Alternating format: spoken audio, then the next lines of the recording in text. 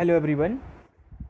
Lecture number 3 में आ चुके हैं हम। Chapter number 2 socialism in Europe and Russian revolution के बारे में हम डिस्कस कर रहे थे। उसकी इकोनॉमी एंड सोसाइटी के बारे में हमने डिस्कस किया। नेक्स्ट ये था कि जो सोशलिज्म यूरोप रसिया में है वो पहुंचा कैसे था। तो हमने ये देखा कि जितनी भी पॉलिटिकल पार्टियां थी, ठीक है ना, जो वहाँ के जार थे निकोलस द्वितीय, उन्होंने उसको क्या कर दिया था, इलीगल घोषित कर दिया था कि गैर कानूनी है, कोई भी पॉलिटिकल पार्टी अब बना नहीं सकते हैं। ऐसा था 1914 तक। फिर भी चुपके चुपके एक पार्टी बनी थी जिसका नाम था Russian socialist Democratic Labour Party. ये पार्टी बनी थी 1898 में, 1898 में बनी। इस बात के लिए थी, इनका ये था कि जितने भी फार्मर्स हैं, पीजेंट्स हैं, उनको राइट्स देने वाले हैं। जो ज़मीन पड़ी हुई है चर्च के पास या नोबल सोसाइटी के पास, उनसे लेकर के किसानों को दिलवानी है। और जो सोशलिस्ट लोग थे ये मानते थे कि चूँकि जितने भी पीजेंट्स हैं उनके अंदर में यूनियन ज़्यादा है, वो ज़्यादा जो है एक साथ रहते हैं, एक साथ काम करते हैं, इसीलिए जब भी रिवॉल्यूशन होगा तो मेन सोर्स होंगे रिवॉल्यूशन के लिए। बट जो लेनिन नाम के व्यक्ति थे इस बात से एग्री नहीं किए, और उन्होंने ऐसा माना कि पीजेंट्स तो कोई सोशल ग्रुप है ही नहीं। वो इसलिए क्योंकि जो पीजेंट्स कम्युनिटी है उसमें भी बहुत बड़े बड़े अमीर हैं, कोई गरीब है, कोई लैंडलेस है। तो उनमें भी डिस्पैरिटी और डाइवर्सिटी जो है एग्जिस्ट करती है। उनमें भी इक्वालिटी एग्जिस्ट नहीं, इनइक्वालिटी है बहुत ज़्यादा। तो इसी विचारधारा को लेकर के जो व्लादिमीर लेनिन थे, इनकी जो पार्टी थी ना, कौन सी party, Russian Social Democratic Labour Party, ये दो भागों में बढ़ गई। दो भागों में बढ़ गई। फर्स्ट को बोलते हैं बोल्शेविक्स, इनको बोलते हैं बोल्शेविक्स। और दूसरे गुट का नाम पड़ गया, दूसरे गुट का नाम पड़ा था, क्या बोलते हैं, मोन्सेविक। क्या क्या पड़ा इनका, मेंसेविक्स पड़ा, मेंसेविक्स और बोल्शेविक। तो बोल्शेविक जो हेड बने वो लेनिन पड़े। दो तीन और रीजन थे कि पार्टी में विघटन हो गया। जो मेंसेविक के लोग थे ये चाहते थे कि हमारी जो पॉलिटिकल पार्टी है ना, इसमें किसी भी व्यक्ति को सदस्यता दे दी जाए, मेंबरशिप दे दी जाए।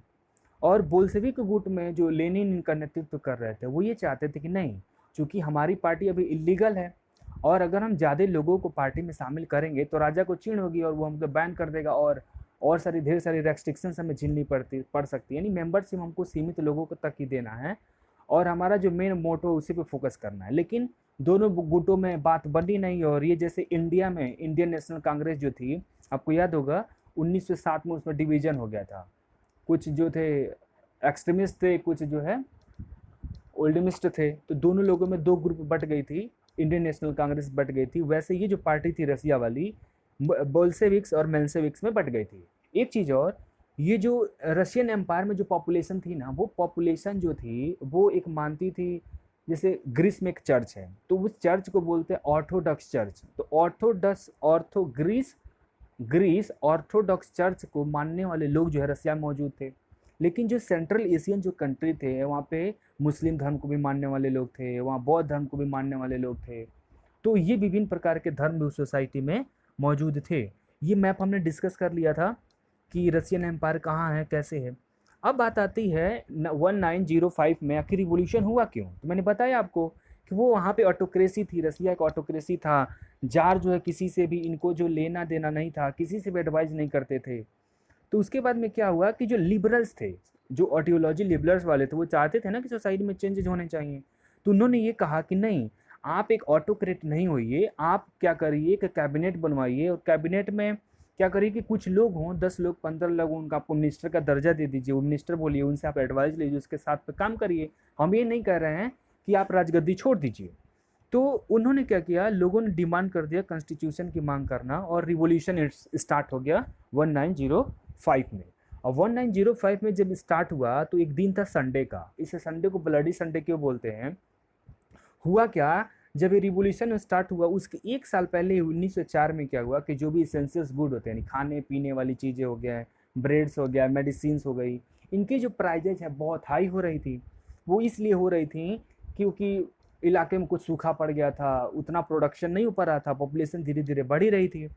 और जो भी इंडस्ट्री में वर्कर्स काम कर रहे थे उनकी जो वेजेज, जो सैलरी थी, 20% घट गई थी।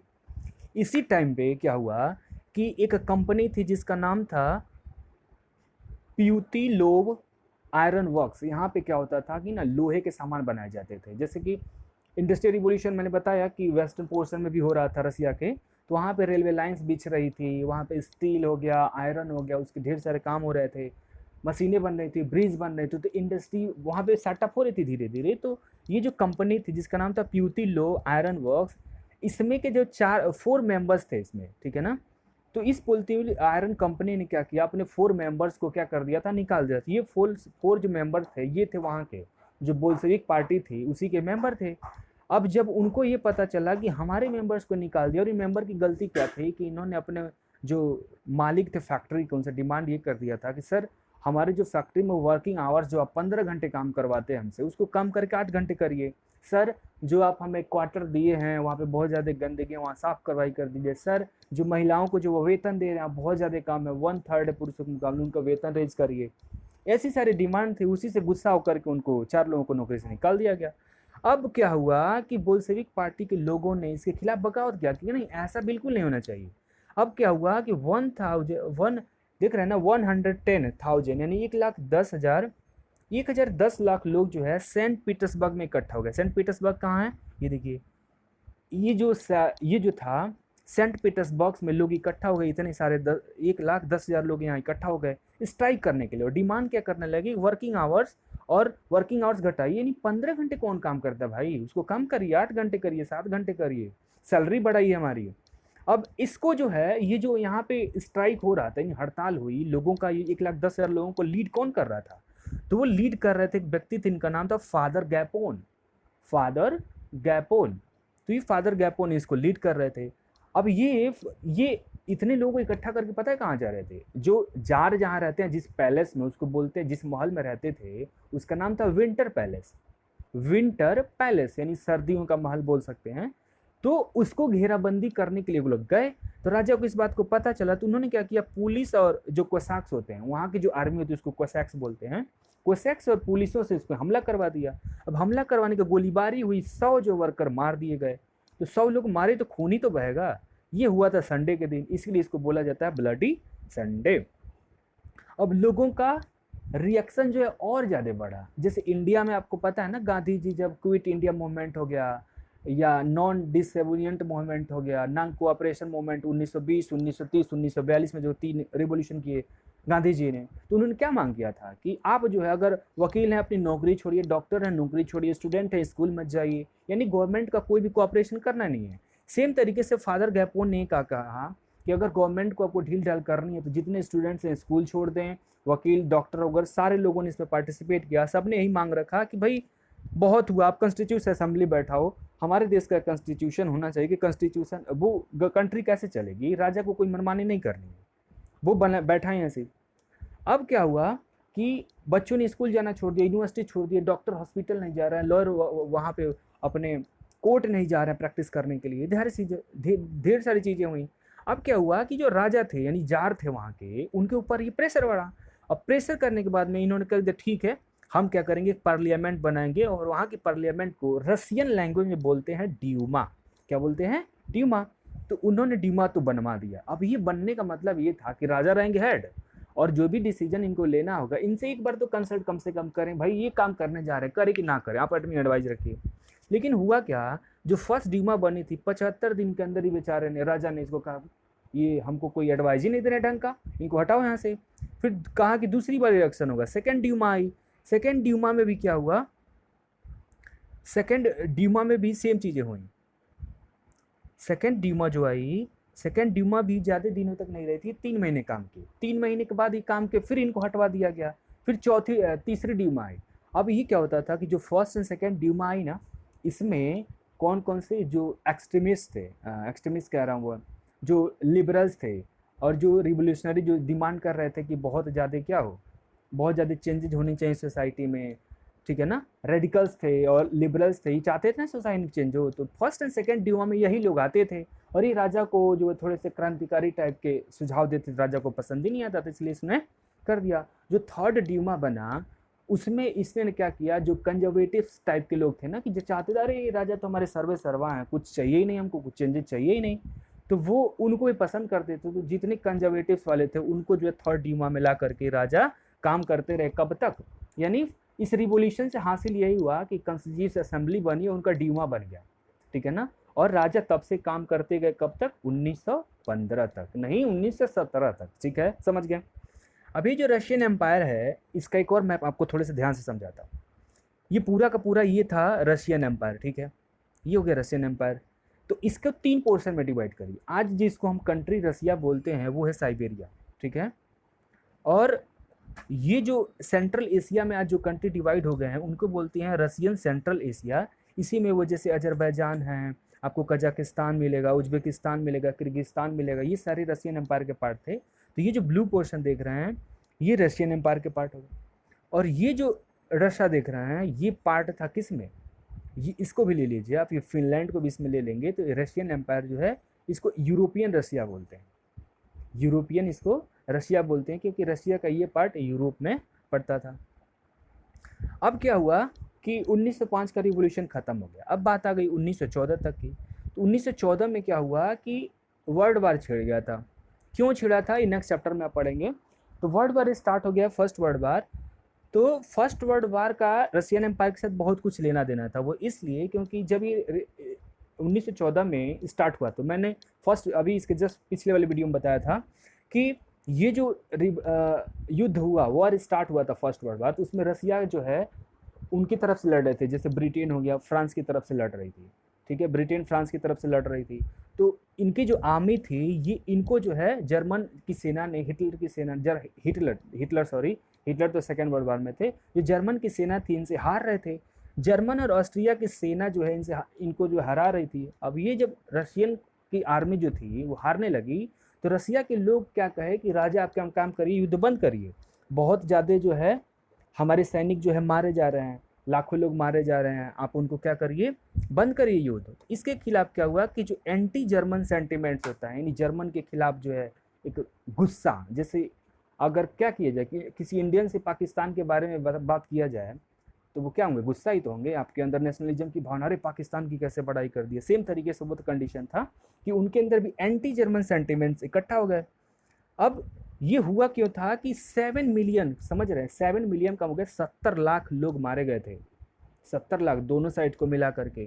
3 मिलियन रिफ्यूजी हो गए थे रसिया में। वो इसलिए क्योंकि जब रसिया की सेना गई थी वेस्ट साइड में, जैसे कि ये ऑस्ट्रिया हो गया, जर्मनी के जब बाउंड्री में एंटर करके वहाँ युद्ध लड़ रही थी, तो उन्होंने क्या प्लान करा कि जब हम अपने देश की तरफ रिटर्न होंगे तो बीच में पड़ने वाले जितने भी फसलें होंगी उनको डिस्ट्रॉय कर देंगे। इससे क्या होगा कि वहाँ पे जो सेना है, जो खाना वाना खा रहे हैं वो ख़त्म हो जाएगा। जब सैनिक खाना ही नहीं खाएंगे तो क्या हो जाएगा, मर जाएंगे वैसे ही। तो ये जो रसिया की चाल थी उल्टे इन्हीं के ऊपर पड़ गई। और जब ये सेना रिटर्न होने लगी तो आसपास के इलाकों में जितने भी रहने वाले लोग थे वो उनके पास कुछ खाने के लिए बचा ही नहीं, दुकान जला दिए गए, फसलें बर्बाद कर दी गई, ब्रेड नहीं थे, पानी पीने के लिए दिक्कत थी बहुत ज़्यादा। तो ये क्या हो गया कि अपनी कंट्री को छोड़ करके ये रिफ्यूजी के रूप में, शरणार्थी के रूप में रसिया की तरफ जाने लगे। तो ऐसा अनुमान है कि अराउंड 3 मिलियन, 30 लाख लोग जो है रिफ्यूजी के तौर पर रसिया में चले गए। अब ये रसियन जो जार थे उनके ऊपर बहुत ज़्यादा इसका प्रेशर पड़ने लगा। उसके साथ में ही क्या हो गया कि लेबर शॉर्टेज, अब युद्ध हो रहा है तो युद्ध में क्या हुआ कि जितने भी यंग जनरेशन थी रसिया की उनको आर्मी में ज़बरदस्ती भर्ती करवा करके युद्ध पे भेजा जा रहा था। तो जो भी लेबर शॉर्टेज, जो इसेंशियल सर्विसेज हैं, जैसे रेलवे लाइन बिछ रही हैं या फिर ट्रांसपोर्टेशन रोड्स बन रहे हैं, रोड कनेक्टिविटी बन रही है, ब्रिज बन रही है, तो वहाँ लेबर शॉर्टेज पड़ गया। तो बहुत सारे इंडस्ट्री क्या हो गई, शट हो गई, बंद होगी। अब सोचिए जब इंडस्ट्री शट होगी तो उसमें काम करने वाले इंडस्ट्रियल वर्कर्स का क्या होगा, उनकी जॉब चली गई।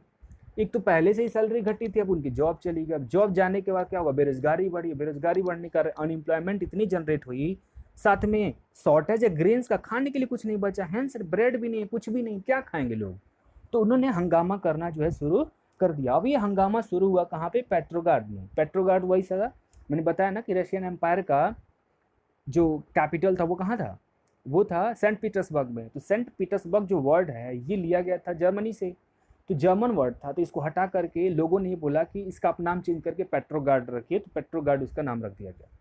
अब क्या हुआ, विंटर का महीना था 1917 में। अब 1917 क्यों, 14 में तो ये युद्ध स्टार्ट हुआ, 15 में किए, 16 में किए, 17 में लोगों को शांत करते करते जो है बहुत सारी दिक्कत होने लगी। अब चूँकि फूड शॉर्टेज भी और वर्कर्स की जो शॉर्टेज होने लगी, तो उसके बाद में इन्होंने सोचा कि यही मौका है असली कि हम जो हंगामा शुरू करते हैं। तो विंटर का महीना था 1917 में। 22 फरवरी के दिन क्या हो गया कि अब सिंपल सी बात है, अब वर्कर्स नहीं मिलेंगे, इंडस्ट्री में कुछ हो नहीं रहा है, तो वहाँ क्या हुआ कि कुछ फैक्ट्रियाँ जो हैं वहाँ बंद होने लगी। फैक्ट्रियाँ जो हैं वहाँ बंद होने लगी। तो जो फैक्ट्री बंद हुई तो क्या हुआ कि कुछ वर्कर्स ने क्या किया, उनका भी एक ग्रुप चलता था, तो वो क्या हुआ कि 50 और फैक्ट्रियों के जो वर्कर्स थे एक साथ ग्रुप में इकट्ठा हो गए। अब चूंकि फैक्ट्री बंद होगी, ताला लगवा दिया वहाँ के राजा ने। तो राजा ने जब ताला लगवाया तो लोगों ने हंगामा कर, यार हमारी जॉब चली जाएगी हमारे। तो इन्होंने क्या किया, 50 फैक्ट्री के वर्कर्स एक साथ मिल करके और इन्होंने क्या कर दिया, हंगामा कर दिया। फिर विंटर पैलेस की तरफ ये दौड़ पड़े। और इन इस बार क्या हुआ कि वुमेन्स ने भी, जितनी महिलाएं थी उन्होंने भी जो स्ट्राइक हड़ताल रहा था उसका नेतृत्व किया था। इसी कारण से बाद में चल के इस डे को इंटरनेशनल वुमेन्स डे के रूप में सेलिब्रेट किया जाता है। तो हुआ क्या, ये चीज़ें हो रही थी। नेक्स्ट स्टेप ये हो गया कि जैसे गवर्नमेंट यानी वही राजा उनके ड्यूमा, इनको पता चला कि यार इतने सारे लोग आ रहे हैं हमारी तरफ हंगामा करने के लिए हमारे पैलेस में, तो उन्होंने क्या कर दिया, कर्फ्यू लगवा दिया। अब कर्फ्यू लगवाने का मतलब आर्मी के पास राइट है, किसी को भी अरेस्ट कर सकते हैं, गोली मरवा सकते हैं। तो जब जैसे ही कर्फ्यू लगा तो जो क्वार्टर थे ना जिसमें लेबर्स को रखा जाता था, और जो फैशनेबल एरिया मतलब कि जो राजा के सगे संबंधी हैं वो एक साइड में रहते थे, जितने उनके कोर्ट थे या फिर फैक्ट्रियाँ थी, अधिकारियों के जो चैम्बर्स थे वो एक साइड में हुआ करते थे, और इंडस्ट्री और जितने वर्कर्स हैं वो रोड के दूसरे साइड में हुआ करती थी। तो उस जो उसको फैशनेबल एरिया बोलते हैं। फैशनेबल एरिया और जो ऑफिशियल बिल्डिंग्स थे, इन सारी बिल्डिंग्स को वर्कर्स ने क्या कर लिया, घेर लिया। अब ये मैप को ध्यान से देखिए, जो पिंक कलर देख रहे हैं ना, ये पिंक कलर वो कंट्रीज हैं जो एक साइड में लड़ रहे थे। मतलब पूरा यूरोप जो है दो भागों में बट गया था, दो ग्रुप में लड़ाई हो रही थी। एक तरफ थे जर्मनी, दूसरा ऑस्ट्रिया हंगरी, तीसरा बुल्गारिया, ये टर्की, ठीक है ना। ये कंट्री चूंकि सेंटर में, इसलिए इनको बोलते हैं सेंट्रल पावर्स। क्या बोलते हैं, सेंट्रल पावर, इनके बीच में। और ये जो येलो कलर देखें, यूनाइटेड किंगडम, फ्रांस, इटली और रशिया, ये एक तरफ से लड़ रहे थे, और ये पुर्तगाल भी। तो पुर्तगाल भी, ये जो कंट्री, और ये जो ब्लू कलर हैं, ब्लू कलर ये न्यूट्रल कंट्री हैं, इन्होंने युद्ध में कभी पार्टिसिपेट ही नहीं किया फर्स्ट वर्ल्ड वार में। तो फर्स्ट वर्ल्ड वार का मतलब ये नहीं कि पूरा विश्व ही लड़ रहा था, ये नहीं, यूरोप के ही 10-12 देश अपने आप में लड़ रहे थे। अब चूंकि यूनाइटेड किंगडम अंग्रेज थे, आपको पता होगा कि अफ्रीका कॉन्टिनेंट में, एशिया कॉन्टिनेंट में 60 से ज़्यादा कंट्री को इन्होंने क्या बनाई थी, कॉलोनी बनाई थी। सेम था फ्रांस का, फ्रांस ने बहुत ज़्यादा कॉलोनी बनाई थी। और तो इनका कॉलोनाइजेशन वाला जो सिस्टम था पूरी दुनिया में फैला हुआ था, इसीलिए जो है अपने अपने इंटरेस्ट को लेके आपस में मिले कि समझौता किए कि यार ये युद्ध जीत जाएंगे, इतनी जमीन तुम ले लेना, इतना हम रख लेंगे, ये सारी चीज़ें हो रही थी। तो सिंपल से ही लॉजिक है, इसके बारे में फर्स्ट वर्ल्ड वार के बारे में आप नेक्स्ट चैप्टर में पढ़ेंगे डिटेल में। अभी के लिए इतना समझिए कि ये जो जर्मनी है और ये रसिया को देख रहे हैं ना, तो रसिया की सेना यहाँ एंटर करी थी, फिर इनको हरा के वहाँ वापस भेजा गया। तो ये कंट्री जो है पिंक कलर वाली एक साइड में थी, येलो कलर वाली दूसरी साइड में लड़ रही थी। अब क्या हुआ, यहाँ पे हम लोग आ गए थे। तो क्या हुआ, 24 और 25 फरवरी को, इसी फरवरी के महीने में क्या हो गया कि गवर्नमेंट ने क्या किया, ये जो कलवरी थी, पुलिस थी, उनको ये कह दिया कि जितने भी वर्कर्स स्ट्राइक कर उन पर नज़र रखो। अब 25 फरवरी को क्या हुआ कि गवर्नमेंट ने क्या किया कि जो ड्यूमा थी ना, जो एडवाइस देने का काम करते, उसको सस्पेंड कर दिया गवर्नमेंट ने, और जितने भी पॉलिटिशियंस थे उनके खिलाफ बोलना शुरू कर दिया, और पीपुल्स को ये कह दिया कि जो भी जो है हमारा जो ऑर्डर उसको मानने से इनकार कर दे तो उनको उठा के जेल में डालने का काम करो। उसके बाद क्या हुआ कि लोगों का और गुस्सा बढ़ा, और 27 तारीख की क्या हुआ कि जो हेडक्वार्टर था, पुलिस का जो हेडक्वार्टर था, वहाँ लोगों ने अटैक किया, वहाँ पे आग लगा दिए, डिस्ट्रॉय किया बहुत सारी चीज़ें। और जो कैलवरी थी, यानी जो आर्मी का जो झुंड हुआ करता था, बटालियन हुआ करता था, इनको ये बोल दिया गया कि वॉज गॉन आउट अगेन। तो इसमें जो है कलवरी जो थी, इसमें जो जितने भी आर्मी थे, इसमें दो गुट इसमें बन गया था। एक गुट ने ये बोला कि जब राजा ने कहा कि सबके ऊपर क्या करो, गोलियां भून दो सबको, तो एक जो ग्रुप था कलवरी का, उन्होंने क्या कर दिया, रिफ्यूज कर दिया कि जो भी डेमोन्स्ट्रेटर्स हैं, यानी जो हड़ताल कर रहे हैं लोग, उन पर हम गोलियां बिल्कुल भी नहीं चलाएंगे। तो उन्होंने रिफ्यूज कर दिया। और उन्होंने क्या किया कि उनका जो सेना अध्यक्ष था ना, अपने ही ऑफिसर को, जो आर्मी थे, उन्होंने क्या कर दिया, गोली से भून दिया। गोली से भूनने के बाद में वो क्या कर दिया कि जो लेबर्स थे या इंडस्ट्रियल वर्कर्स थे, जो दोनों लोग अटैक कर रहे थे मिलके, उनके साथ ही जो आर्मी का एक गुट आकर के मिल गया, और इन्होंने एक साथ मिल करके इन्होंने क्या कहा कि हम क्या करेंगे, अपना एक सोवियत बनाएंगे। सोवियत का मतलब होता है कम्युनिटी, कमिटी। तो चूंकि पेट्रोग्राड में एक कमेटी बनी इसलिए इसको बोलते हैं पेट्रोग्राड सोवियत। पेट्रोग्राड सोवियत में कौन कौन था, ये इंडस्ट्रियल वर्कर्स थे, पीजेंट्स थे, और ये कौन, आर्मी के कुछ जो है सोल्जर्स थे इसमें। अभी जो डेमोक्रेशन में अगले ही दिन क्या हो गया कि इन्होंने मीटिंग करी कि अब जो देश है, राजा से हमको मांग कर रही है कि वो क्या करें, अपना राजगद्दी छोड़ें और देश जो हमारे हाथों में दे, हम क्या करेंगे, इलेक्टेड मेंबर के थ्रू देश को चलाएंगे। तो अगले दिन यही बात करने के लिए जो जार है से मिलने के लिए कुछ डेलीगेशन गई। जो मिलिट्री कमांडर जो थे उनके, किसके, जार के मिलिट्री कमांडर एडवाइज किया कि अभी हालात बहुत ज़्यादा बिगड़ चुके हैं, आप राजगद्दी छोड़ दीजिए। तो राजगद्दी जो है छोड़ ही दिया उसने, राजा ने 2 मार्च को। उसके बाद में एक प्रोविंशियल गवर्नमेंट बनाएगी। प्रोविंशियल गवर्नमेंट किसको बोलते हैं, जब तक इलेक्शन नहीं हो जाता तब तक जब जो लोग एक साथ मिल करके काम करते हैं गवर्नमेंट के रूप में, उनको प्रोविंशियल गवर्नमेंट बोलते हैं या एंटरिम गवर्नमेंट बोलते हैं। तो ये गवर्नमेंट जो बनी, अब ये गवर्नमेंट जो बनी इनको बोलते हैं सोवियत। इसमें थे सोवियत, जो अभी कमेटी बनी थी, आर्मी के कुछ लोग थे, इंडस्ट्रियल वर्कर्स थे, और जो ड्यूमा के नेता थे, इनके साथ मिल करके इन्होंने क्या बनाया, प्रोविंशियल गवर्नमेंट बनाया। अब ये जो प्रोविंशियल गवर्नमेंट्स बने, इसमें ये प्रोविंशियल गवर्नमेंट कुछ सालों तक काम हुआ। अब इन्होंने किया क्या, आखिर ये जब राजा ने राजगद्दी छोड़ दी तो 1917 के इस रिवोल्यूशन के बाद में इसका प्रभाव क्या पड़ा। तो प्रभाव ये किया गया कि जितनी भी राजा ने रेस्ट्रिक्शंस लगाए थे कि पब्लिक मीटिंग नहीं होगी, कोई भी एसोसिएशन नहीं बना सकता है, इसको हटा दिया गया। अब ये सोवियत, चूंकि रसिया बहुत बड़ा एम्पायर था, तो जो सोवियत ये बने थे कहाँ पे, पेट्रोग्राड में बना था, सेंट पीटर्सबर्ग में हो गया था, अगल बगल वाले जो सिटीज़ थे वहाँ बने थे। अब ये हुआ कि जितने भी इसमें लीडर्स थे, इंडस्ट्रियल वर्कर्स थे, पूरे देश में अनाउंसमेंट हो गया, पूरे साम्राज्य में कि हर जगह इसको बनाया जाए, तो वो बनाना स्टार्ट होने लगा। जो भी इंडिविजुअल एरियाज़ थी, फैक्ट्री कमेटी बनने लगी वहाँ पे। अगर कोई भी हड़ताल होता है, आपकी मालिक मांग नहीं करता, तो आप लोग उसको स्ट्राइक करके अपनी बात को मनवा सकते हैं। इसके लिए वहाँ पे फैक्ट्री की कमेटी बनने लगी, जिनको अधिकार दे दिया, कोई भी क्वेश्चन जो है उनसे पूछ सकते हैं, अपनी मांगे रख सकते हैं। सोल्जर्स को भी बोला गया कि आर्मी को भी अगर कोई तकलीफ होती है तो अपना एक क्या करें, वो सोवियत बना लें। सोवियत का मतलब कमेटी, सोवियत एक रशियन वर्ड है। तो सोल्जर्स भी अपनी कमेटी बनाने लगे। जो प्रोविंशियल गवर्नमेंट थी ये अपने क्या हो गई, पावर में जैसे ही आई, तो धीरे धीरे क्या हुआ कि जैसे जैसे समय बढ़ा ना 5-6 सालों में, तो इन्होंने ये देखा कि इनके पावर में क्या हो रहा है, डिक्लाइनिंग हो रहा है। डिक्लाइनिंग का मतलब कि उनके पावर में जो है कमी आ रही थी। वो क्यों, क्योंकि जो बोल्शेविक, आपको याद है ना, लेनिन, वही व्लादिमीर लेनिन, जिन्होंने वो पार्टी बनाई थी 1989 में, वो जो है वापिस आ गए थे। क्यों, क्योंकि राजा ने क्या किया था, चूंकि लीगल पार्टी थी तो इनको देश से बाहर भेज दिया था।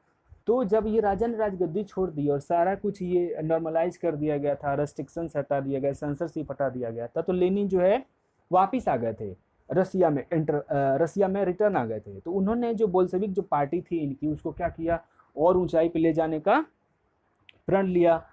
और उन्होंने क्या किया कि इसका जो प्रभाव बढ़ाना शुरू कर दिया। अब ये बोल्शेविक पार्टी क्यों बनती थी, ये बनी थी किसानों के लिए, किसानों को हेल्प करने के लिए। तो फार्मर्स को इन्होंने क्या किया कि गांव गांव जाकर के उनकी कम्युनिटी बनाई और उनको उकसाया कि जितने भी तुम्हारे नोबल्स हैं उनसे क्या करो, उनके खिलाफ बगावत करो, अपनी ज़मीन की मांग करो, हम तुम्हारा साथ देंगे। तो धीरे धीरे ये क्या कर रहे थे कि लोगों को अपने तरफ खींच रहे थे, और ध्यान जो है, जो प्रोविंशियल गवर्नमेंट काम कर रही थी उस पे से लोगों का ध्यान जो है हट करके बोल्शेविक पार्टी की तरफ जाने लगा। इसको लेके इनको एलर्जी थी प्रोविंशियल गवर्नमेंट को। इसीलिए क्या हुआ कि जो वर्कर्स थे, जो फैक्ट्री चला रहे थे, और जो भी लीडर्स थे किस बोल्शेविक पार्टी के, उनको अरेस्ट करने का ऑर्डर दे दिया किसने, इस प्रोविंशियल गवर्नमेंट ने। फिर से पीजेंट्स और जितने भी सोशलिस्ट रिवोल्यूशनरी लीडर्स थे, इन्होंने क्या किया, इन्होंने क्या कहा कि जितने भी हमारे पास लैंड है, जो चर्च के पास लैंड है, राजा के पास लैंड था, या बहुत बड़े बड़े लोगों के पास लैंड है, उस लैंड को लेकर हमको क्या करना है, रीडिस्ट्रीब्यूट करना है, यानी सबको जो इक्वल अमाउंट में जो है लैंड देना है। इसके लिए लैंड कमेटी बनवाई गई, और जो पीजेंट्स ने लैंड कमेटी बनाई गई, और जितने भी पीजेंट्स थे उनको अधिकार दे दिया गया कि जिसको जितनी ज़मीन चाहिए वो ले सकता है। तो पीजेंट्स ने जुलाई से सितंबर के 1917 के बीच में बहुत ज़्यादा ज़मीन को क्या कर लिया था, अपने अपने सेज कर लिया था। ओके, इसके आगे की कहानी नेक्स्ट लेक्चर में।